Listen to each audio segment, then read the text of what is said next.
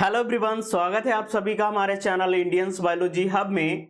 I hope आप सभी अच्छे होंगे और बेहतर ढंग से अपनी तैयारी कर रहे होंगे। आज हम लोग बीएससी सेकेंड सेमेस्टर जूलॉजी के सिलेबस के अकॉर्डिंग 75 मोस्ट इंपॉर्टेंट क्वेश्चंस को लेकर आए हैं, जो आपके एग्जाम के पॉइंट ऑफ व्यू से बहुत इंपॉर्टेंट होने वाले हैं।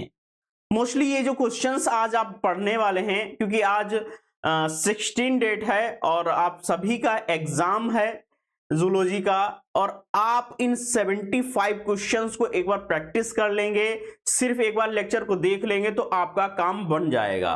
खासकर ये उन स्टूडेंट्स के लिए इंपॉर्टेंट बात है जिन्होंने अभी तक जिनको बहुत ज्यादा आइडिया नहीं है या जिन्होंने बहुत ज्यादा अभी तक नहीं पढ़ा है, उनके लिए बिल्कुल रामबाण के जैसा काम करेगा ये लेक्चर। ठीक है ना, तो स्टार्ट करते हैं लेक्चर को बिना देरी के। और ध्यान रखिए, ये सारे क्वेश्चंस आपके लिए इंपॉर्टेंट होने वाले हैं, क्योंकि अगर आप ये क्लास छोड़ देते हैं तो आपको पछतावा होगा। पछतावा के अलावा कुछ नहीं लगेगा हाथ में। तो इस क्लास को करना बहुत ही ज्यादा इंपॉर्टेंट है।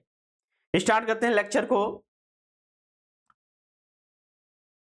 देखिए, आप सभी जानते हैं कि जो क्वेश्चंस आने हैं वो सारी यूनिट से आने हैं, 8 यूनिट से आने हैं। तो उनको एक कहते हैं ना कि एक होलिस्टिक अप्रोच के साथ में एक बहुत ही अच्छा टाइप का एक पेपर आप समझ लीजिए इसको, जिसमें से आपको कई सारे क्वेश्चंस डायरेक्टली मिल जाएंगे। देखिए, पहला क्वेश्चन यहां पर क्या कह रहा है। पहला क्वेश्चन कह रहा है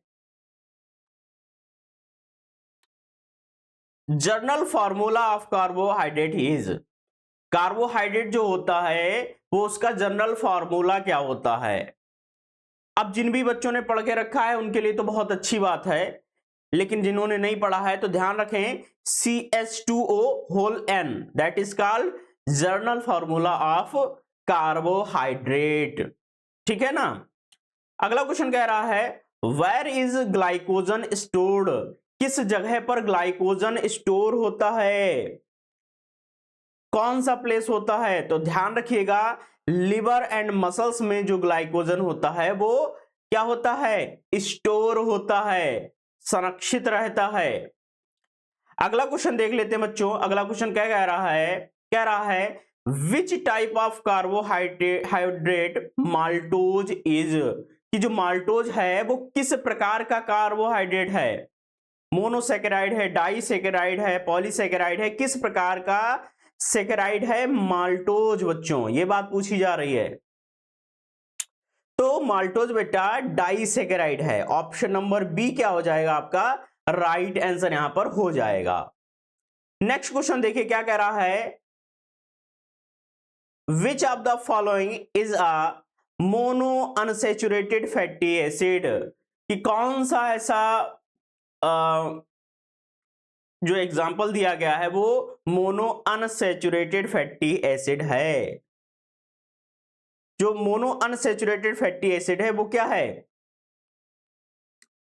ओलेइक एसिड जो होता है वो मोनो अनसैचुरेटेड फैटी एसिड का एग्जाम्पल है। ऑप्शन नंबर सी क्या हो जाएगा राइट आंसर हो जाएगा।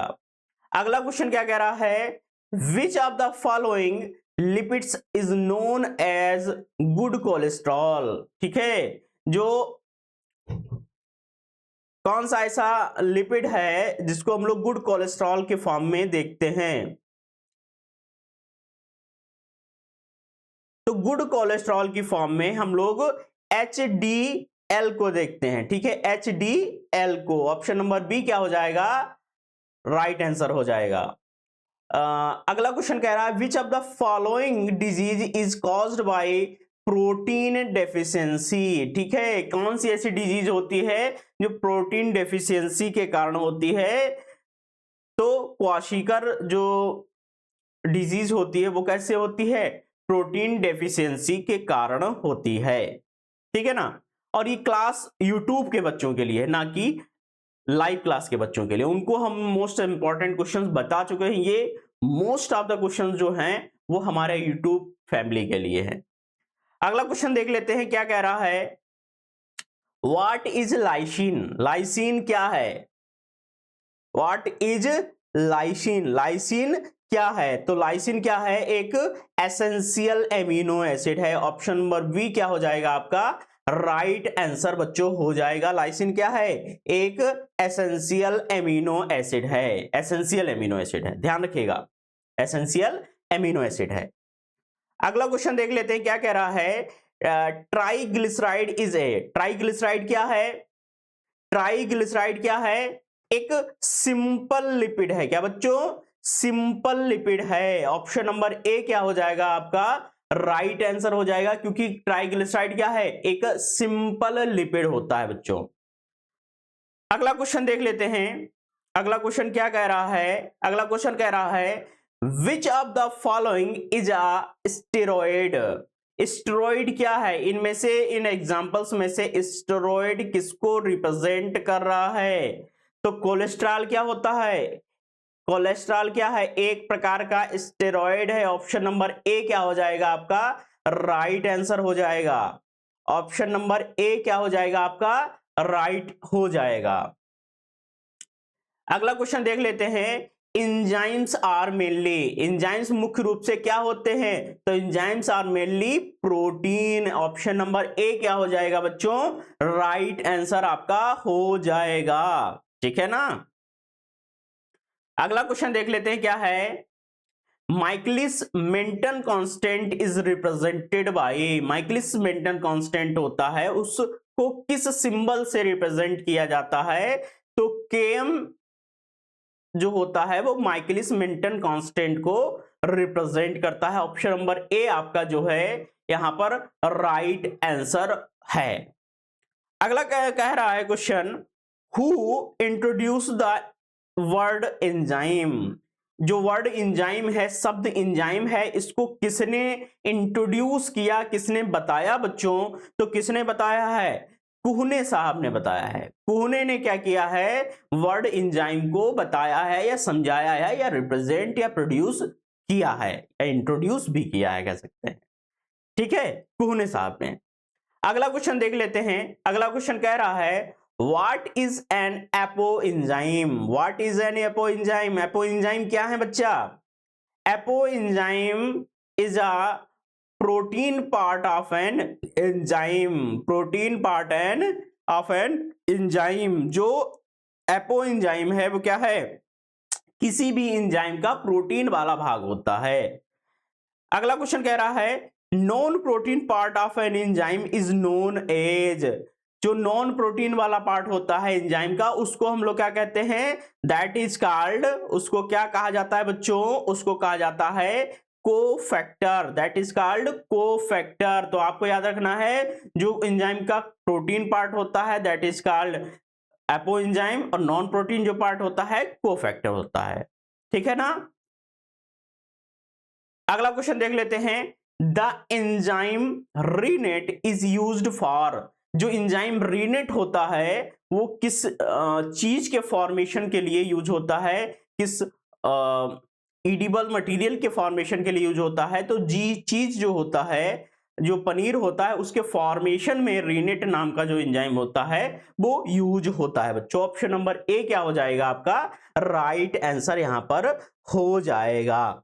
अगला क्वेश्चन कह रहा है कि which of the following are known as biological catalyst? तो बायोलॉजिकल कैटालिस्ट बच्चों क्या होता है? अब आप लोगों को जब बायोलॉजिकल कैटालिस्ट की बात आती है तो आपके मन में एक ही ख्याल आना चाहिए कि बायोलॉजिकल कैटालिस्ट कौन है? बायोलॉजिकल कैटालिस्ट जो है आपके एंजाइम्स होते हैं, यानी कि ऑप्शन नंबर सी आपका राइट आंसर हो जाएगा। ठीक है ना बच्चा। जल्दी जल्दी से क्लास करते हैं क्योंकि आज आपका एग्जाम भी है और आपको तैयारी भी करनी है। अगला क्वेश्चन क्या कह रहा है what is the optimum temperature required for the enzymatic reaction in man? ठीक है, ऑप्टिमम टेम्परेचर क्या होता है किसी भी एंजाइमेटिक रिएक्शन के लिए, किस प्रकार का टेम्परेचर रिक्वायर्ड होता है? तो ध्यान रखिएगा जो ह्यूमन टेम्परेचर होता है यानी कि 37 डिग्री सेंटीग्रेड जो टेम्परेचर होता है वो एक ऑप्टिमम टेम्परेचर होता है किसी भी प्रकार की एंजाइमेटिक रिएक्शन को कराने के लिए बच्चों। तो 37 आपका राइट आंसर हो जाएगा। अगला क्वेश्चन कह रहा है which of the following is a anti ageing enzyme, कि कौन सा ऐसा एंजाइम है जो एंटी एजिंग एंजाइम के रूप में यूज होता है। एंटी एजिंग का मतलब क्या होता है, जो हमारी सेल्स होती हैं उनको बूढ़ा होने की प्रक्रिया जो होती है, एजिंग की जो प्रक्रिया होती है उसको स्लो डाउन करता है, कम करता है, और उसमें कुछ और एक्टिविटीज भी होती हैं जिससे वो थोड़ी सी जवान होती है, यंग दिखती है। That is called peroxidase. Peroxidase क्या होता है, एक एंटी एजिंग एंजाइम होता है। ऑप्शन नंबर बी आपका क्या हो जाएगा, यहां पर राइट आंसर हो जाएगा। अगला क्वेश्चन देख लेते हैं। अगला क्वेश्चन कह रहा है कि most of the digestive enzymes are, जो मोस्टली डाइजेस्टिव एंजाइम्स होते हैं उनका नेचर क्या होता है, वो कुछ ग्रुप से बिलोंग करते हैं, किस ग्रुप के एंजाइम्स होते हैं, ये बात बच्चों पूछी गई है। तो हाइड्रोलेजेस नाम का जो ग्रुप होता है एंजाइम्स का, वो मोस्टली कैसे होते हैं, डाइजेस्टिव एंजाइम्स होते हैं। ठीक है, कैसे होते हैं, डाइजेस्टिव एंजाइम्स होते हैं। डाइजेशन में जो फूड मटेरियल्स होते हैं उनके डाइजेशन को हेल्प करते हैं, तो दैट इज कॉल्ड, उनको कहा जाता है हाइड्रोलेजेस। ठीक है, उनको क्या कहा जाता है, हाइड्रोलेजेस। अगला क्वेश्चन कह रहा है breakdown of glycogen into glucose is called, जब ब्रेकडाउन होता है ग्लाइकोजन का ग्लूकोज में, इस प्रक्रिया को क्या कहा जाता है, उसकी प्रोसेस को क्या कहा जाता है, ये बात बच्चों पूछी जा रही है। तो उसको क्या कहा जाता है बच्चों, glycogenolysis. This process is called glycogenolysis. जब ग्लाइकोजन ग्लूकोज में टूट रहा है तो उसको ग्लाइकोजिनोलाइसिस कहते हैं। ऑप्शन नंबर बी आपका करेक्ट आंसर यहां पर बच्चों हो जाएगा। अगला क्वेश्चन देख लेते हैं। अगला क्वेश्चन क्या कह रहा है, what is the end product of glycolysis. Glycolysis का एंड प्रोडक्ट क्या होता है, ध्यान रखिएगा, आपके ध्यान से नहीं उतरना चाहिए, क्वेश्चन आ सकता है, आएगा ही। तो दैट इज कॉल्ड, उसको कहते हैं पायरुविक एसिड। पायरुविक एसिड क्या होता है, एंड प्रोडक्ट होता है किसका, ग्लाइकोलाइसिस का। ऑप्शन नंबर सी क्या हो जाएगा बच्चों, राइट आंसर यहां पर हो जाएगा।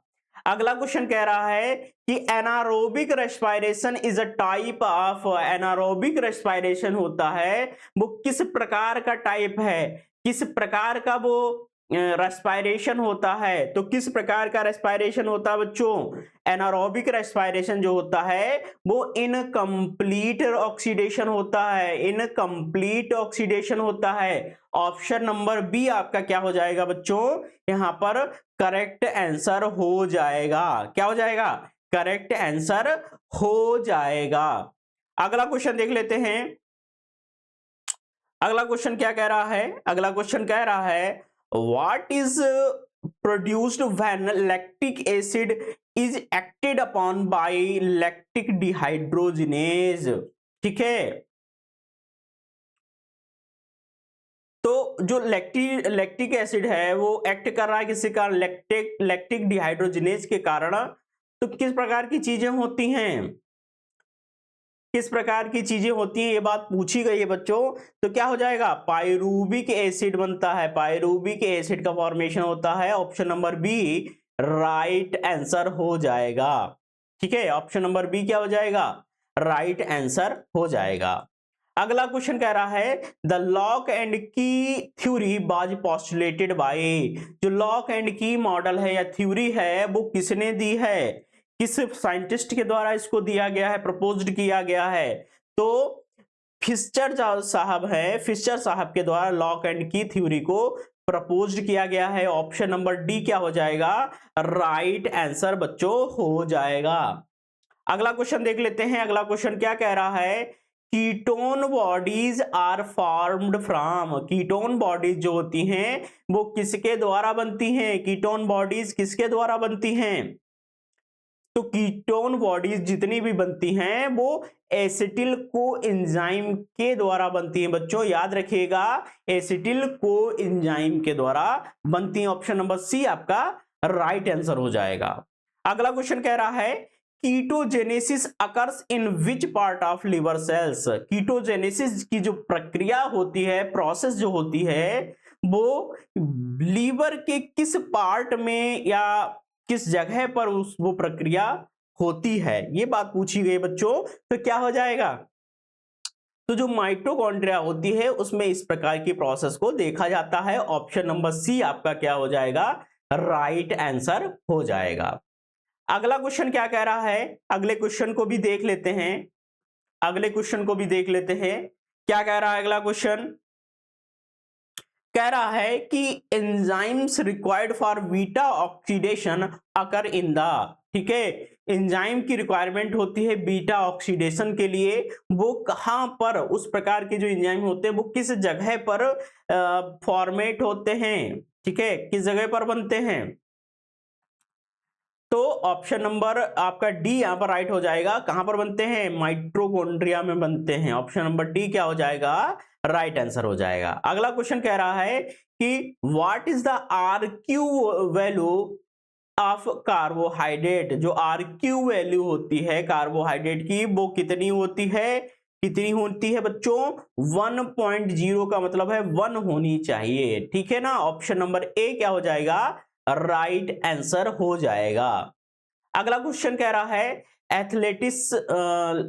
Athletics is misuse to increase their power and efficiency. जो एथलेटिक लोग होते हैं वो अपनी पावर को, एफिशिएंसी को बढ़ा लेते हैं किसी चीज के कारण, किसी एक ऐसे कंपोनेंट को लेते हैं बॉडी में जिस कारण उनकी पावर और एफिशिएंसी बढ़ जाती है, लेकिन वो उसका मिसयूज कहलाती है। दैट इज कॉल्ड, उसको क्या नाम दिया जाता है, क्या कहा जाता है? उसको कहा जाता है बच्चों एनाबोलिक स्टेरॉइड्स। एनाबोलिक स्टेरॉइड्स होते हैं वो एथलीट ले लेते हैं, पी लेते हैं उसको, जिसके कारण उनकी एनर्जी बढ़ जाती है और वो उनके लिए एक मिसयूज का पार्ट है, उनकी बॉडी के लिए हार्मफुल होता है। अगला क्वेश्चन कह रहा है energy coin of the cell is, energy coin क्या होता है किसी भी सेल के लिए? तो energy coin of the cell is called ATP. Option number D आपका क्या हो जाएगा? राइट आंसर बच्चों हो जाएगा। ऑप्शन नंबर डी क्या हो जाएगा? राइट आंसर हो जाएगा। अगला क्वेश्चन कह रहा है who introduce the term vitamin? कौन से ऐसे साइंटिस्ट हैं जिन्होंने टर्म विटामिन को दिया है? कौन से ऐसे साइंटिस्ट हैं बच्चों? तो फंक साहब ने जो टर्म विटामिन है उसको इंट्रोड्यूस किया है। ऑप्शन नंबर बी आपका क्या हो जाएगा? राइट आंसर हो जाएगा। अगला क्वेश्चन कह रहा है proteins are made up of, proteins जो होते हैं वो किसके बने होते हैं? तो वो मोनोसैकेराइड्स के बने होते हैं। ऑप्शन नंबर सी क्या हो जाएगा? राइट आंसर बच्चों हो जाएगा। राइट आंसर बच्चों यहां पर हो जाएगा। अगला क्वेश्चन देख लेते हैं क्या है। अगला क्वेश्चन कह रहा है the protein found in hairs, nails, horns and feathers. जो प्रोटीन होती है जो बालों में, नाखूनों में, पंखों में, सींगों में जो पाई जाती है जानवरों के, वो उसमें कौन सी प्रोटीन होती है? तो केराटिन नाम की प्रोटीन होती है। ऑप्शन नंबर बी क्या हो जाएगा आपका?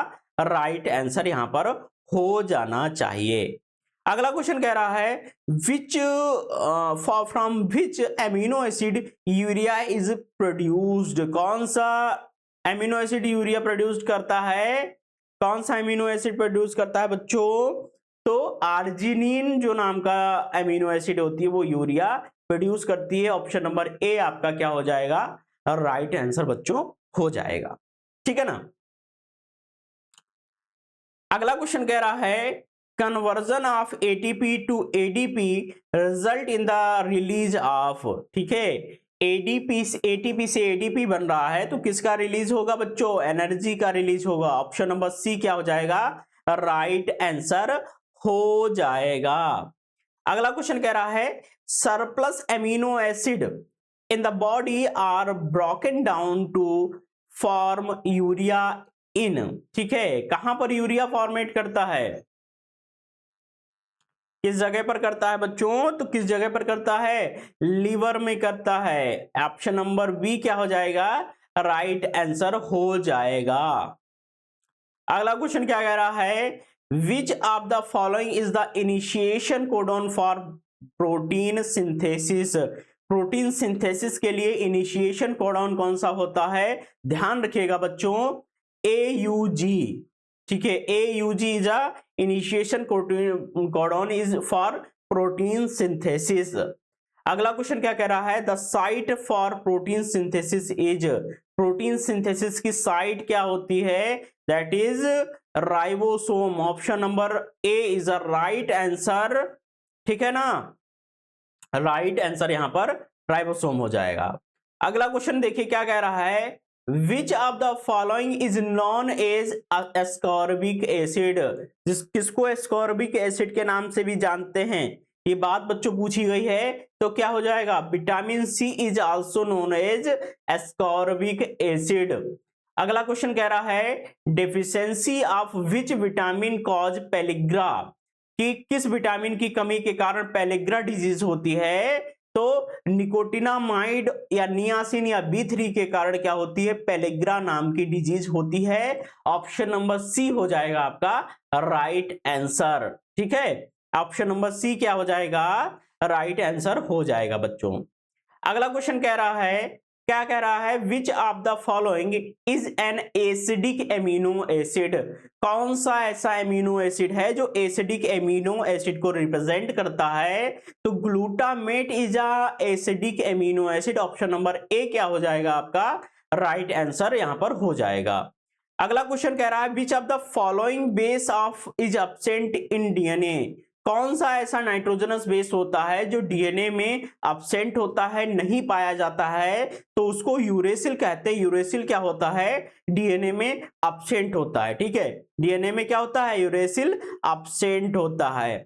अगला कुछ क्वेश्चन कह रहा है DNA is in apoptosis, DNA जब एपोप्टोसिस की प्रक्रिया में होता है तो उसमें उसके जो है फ्रेगमेंट्स हो जाते हैं, खंड हो जाते हैं। तो ऑप्शन नंबर डी क्या हो जाएगा यहां पर? राइट आंसर हो जाएगा। अगला क्वेश्चन कह रहा है कि नाइट ब्लाइंडनेस जो डिजीज होती है is caused by deficiency of which vitamin, जो नाइट ब्लाइंडनेस होती है जिन भी लोगों को, उनमें किस प्रकार की जो विटामिन होती है उसकी कमी हो जाती है? तो वो जो विटामिन होती है उसका नाम है विटामिन ए। विटामिन ए की कमी के कारण क्या हो जाता है? नाइट ब्लाइंडनेस जैसी चीजों को देखने को मिलती है हम लोगों को। अगला क्वेश्चन देखिए क्या कह रहा है? क्या कह रहा है अगला question? Anti sterility vitamin as, anti sterility जो विटामिन होता है वो क्या होता है?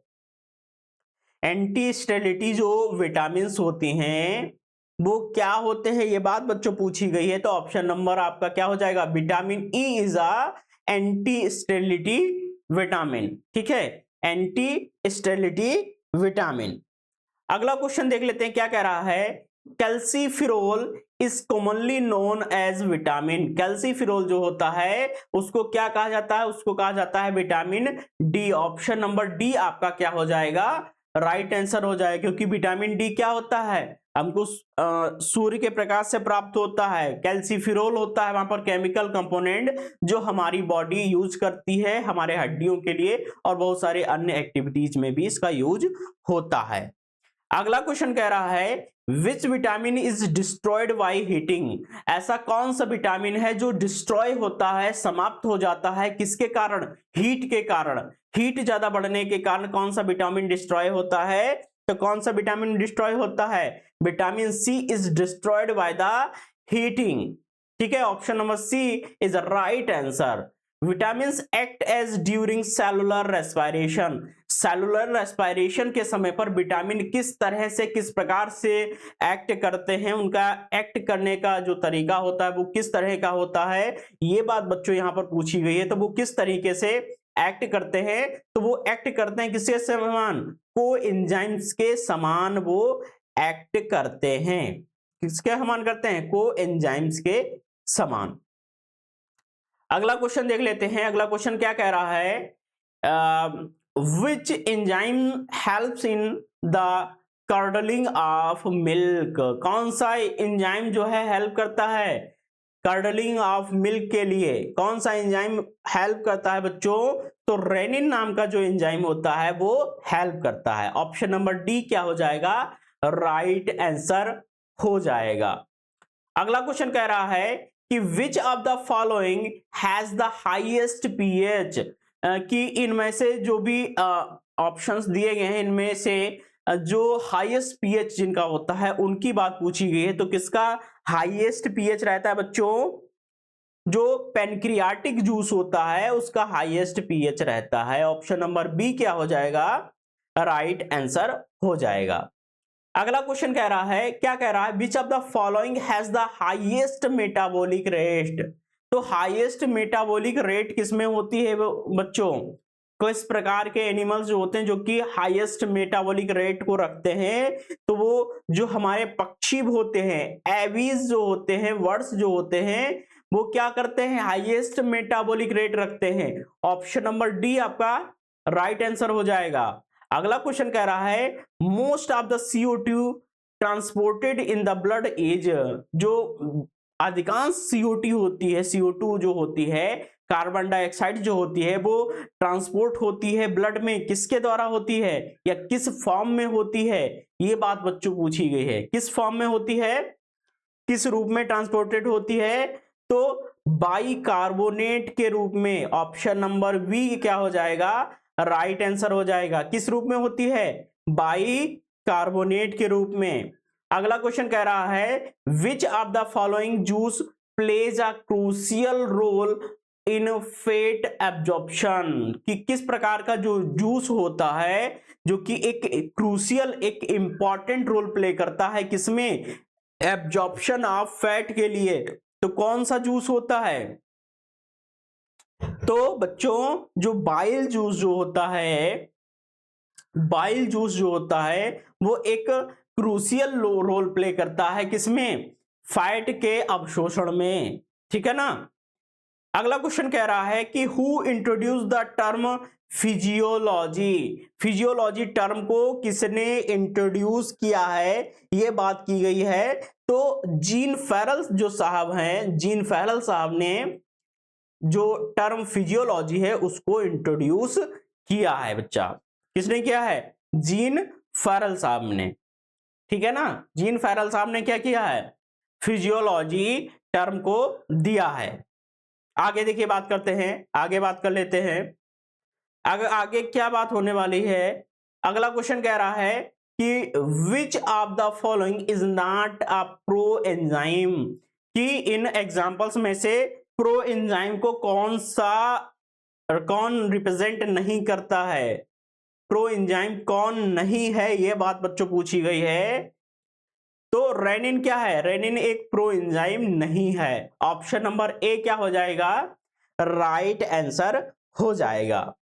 अगला क्वेश्चन कह रहा है, oxyntic cells are found in. Oxyntic cells कहां पर पाई जाती हैं? ऑक्सिंटिक सेल्स किस जगह पाई जाती हैं, ये बात पूछी गई है बच्चों। तो ऑक्सिंटिक सेल्स स्टमक में पाई जाती हैं। ठीक है। ऑप्शन नंबर ए क्या हो जाएगा? राइट आंसर हो जाएगा। अगला क्वेश्चन देख लेते हैं क्या कह रहा है। अगला क्वेश्चन कह रहा है, what type of energy is used in respiration. किस प्रकार की एनर्जी यूज की जाती है रेस्पिरेशन के लिए? आंसर आपका क्या हो जाएगा बच्चों? क्या आंसर हो जाएगा? क्योंकि आप लोग आज लाइव तो जुड़े हुए नहीं हैं, तो आंसर तो मुझे ही करना है। क्या आंसर हो जाएगा? केमिकल एनर्जी का यूज किया जाता है किसमें? रेस्पिरेशन में। ठीक है ना। रेस्पिरेशन में केमिकल एनर्जी यूज हो रही है। अगला क्वेश्चन कह रहा है, by which members lungs are protected. कौन सा मेंबर जो है, या सॉरी मेंबर्स कह रहे हैं, मेम्ब्रेन्स जो होती है कौन सी, वो लंग्स को प्रोटेक्ट करती हैं। बहुत सारी मेम्ब्रेन्स होती हैं लंग्स के ऊपर आसपास में जो प्रोटेक्ट करती हैं। तो मुख्य रूप से क्या नाम इसमें होना चाहिए? तो इसमें जो है बच्चों, प्लूरा नाम की जो मेम्ब्रेन होती है वो प्रोटेक्ट करती है मोस्टली इसको, लंग्स को प्रोटेक्ट करती है। ऑप्शन नंबर डी क्या हो जाएगा? राइट आंसर हो जाएगा। अगला क्वेश्चन कह रहा है, the deficiency of platelets is called. Platelets की जो डेफिशिएंसी होती है उसको क्या कहा जाता है? उसको कहा जाता है थ्रोम्बोसाइटोपिनिया। ऑप्शन नंबर बी क्या हो जाएगा? राइट आंसर हो जाएगा। Thrombocytopenia is called deficiency of platelets. ठीक है, अगला क्या क्या क्वेश्चन है? अगला क्वेश्चन है what is prevention of blood loss called. ठीक है, प्रिवेंशन ऑफ ब्लड लॉस जो होता है उसको क्या कहते हैं? प्रिवेंशन ऑफ ब्लड लॉस को, तो इसको कहा जाता है बच्चों haemostasis. Haemostasis option number A क्या हो जाएगा? राइट आंसर हो जाएगा। अगला क्वेश्चन कह रहा है pacemaker of heart is. Pacemaker of heart इसको कहा जाता है, पेसमेकर ऑफ हार्ट किसको कहा जाता है? ये बात आपसे बच्चों पूछी गई है, तो क्या हो जाएगा? जो SA नोड होता है उसको क्या कहा जाता है? Pacemaker of heart. Option number B क्या हो जाएगा? राइट आंसर हो जाएगा। अगला क्वेश्चन कह रहा है कि which of the following sales do not show aerobic respiration. कौन सी सेल्स होती हैं जो कि एरोबिक रेस्पिरेशन शो नहीं करती हैं? तो कौन सी सेल्स होती हैं बच्चों? तो आपकी जो रेड ब्लड कॉर्पसेल्स होती हैं वो एरोबिक रेस्पिरेशन नहीं शो करती हैं। ठीक है ना, एरोबिक रेस्पिरेशन शो नहीं करती हैं।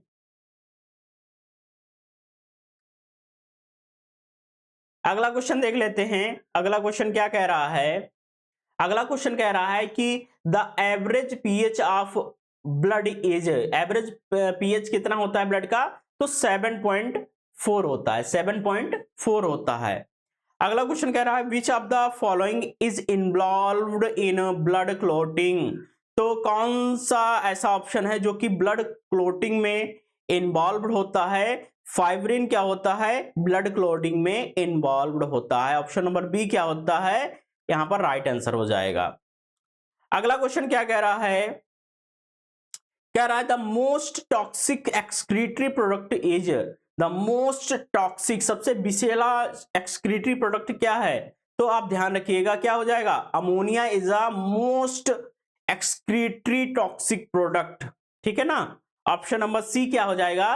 राइट आंसर बच्चों हो जाएगा। अगला क्वेश्चन कह रहा है the largest part of the brain is.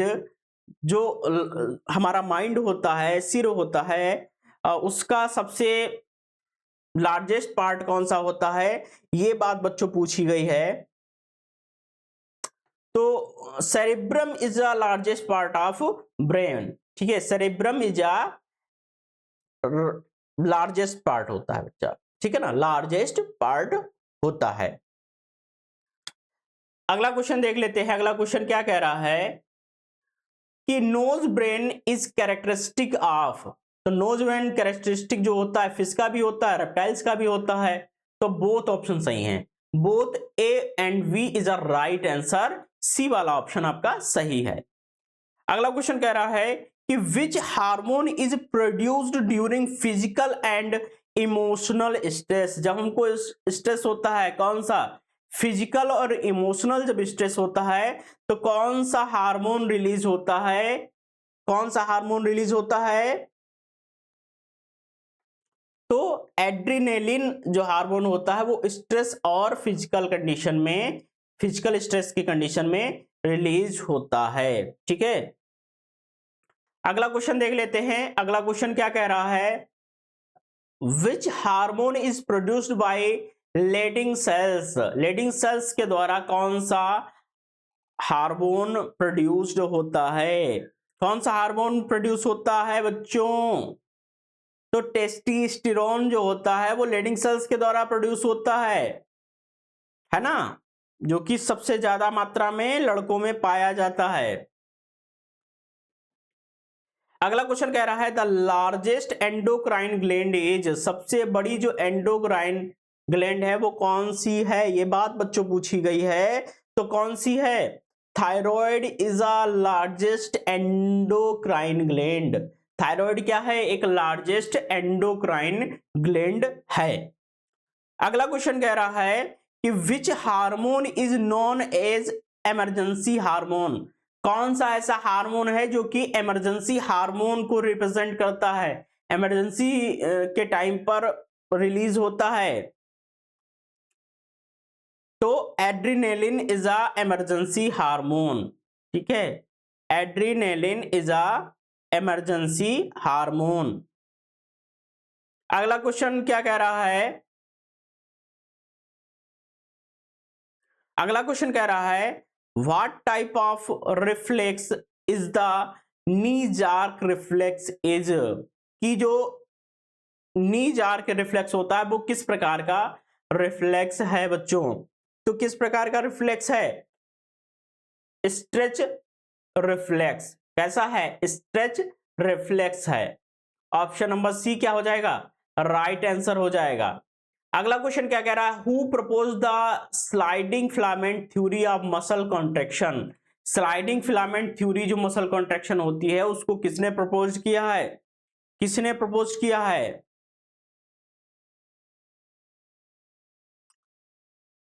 तो हाई हक्सले साहब ने, सॉरी हग या हुग, हुग पढ़ेंगे, हुग हक्सले एंड जीन जेनसन साहब ने थ्योरी को प्रपोज्ड किया है। ऑप्शन नंबर ए क्या हो जाएगा, राइट आंसर हो जाएगा। अगला क्वेश्चन कह रहा है the cross bridge of sarcomere in skeletal muscles and are composed of, ठीक है, जो क्रॉस ब्रिज होता है सार्कोमियर स्केलेटल मसल्स से संबंधित होता है, किसका बना हुआ होता है, किस चीज का बना होता है, ये बात बच्चों पूछी गई है। तो क्या हो जाएगा, मायोसिन का बना होता है। किसका बना होता है, मायोसिन का बना होता है। अगला क्वेश्चन कह रहा है कि muscle cells are formed from the fusion of, जो मसल सेल्स होती हैं वो फॉर्म होती हैं किसके फ्यूजन से, कौन सी चीजें फ्यूज होती हैं जो कि फॉर्म करती हैं मसल सेल्स को। तो मायोब्लास्ट सेल के फ्यूजन से इस प्रकार की चीजें होती हैं। ऑप्शन नंबर बी क्या हो जाएगा, राइट आंसर हो जाएगा, ठीक है ना। तो यहां पर आपका ये लेक्चर समाप्त होता है। क्विक रिवीजन था, उन बच्चों के लिए था ये बच्चों जिन बच्चों ने अभी तक बहुत ज्यादा पढ़ाई नहीं की है, बहुत ज्यादा पढ़ा नहीं है, और या कह सकते हैं बिल्कुल भी नहीं पढ़ा है, उन बच्चों के लिए ये लेक्चर था।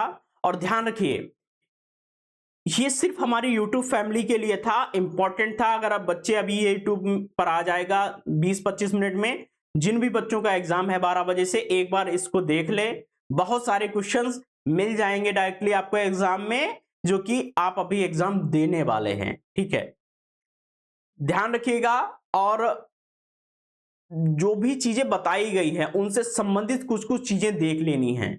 जैसे एंजाइम में और भी चीजें हैं, एटीपी से संबंधित और भी चीजें हैं, कुछ हार्मोन्स अलग अलग होते हैं जिनको अलग अलग समय पर रिलीज होते हैं, उनको भी देख लेना है। ऐसा नहीं कि यही चीजें आ जाएंगी, मोस्ट ऑफ द प्रोबेबिलिटी यही है कि आ सकते हैं, लेकिन 100% गारंटी नहीं कि यही आएंगे, ठीक है। तो थैंक यू सो मच आप सभी का, और चैनल को सब्सक्राइब कर दीजिए, शेयर कर दीजिए, जिससे कि आपको सारी अपडेट्स मिल सके समय के साथ में। और आज का आपका जो एग्जाम है उसके लिए आपको बेस्ट ऑफ लक, बहुत बहुत शुभकामनाएं। आप सभी का एग्जाम अच्छे से और बेहतर ढंग से हो जाए।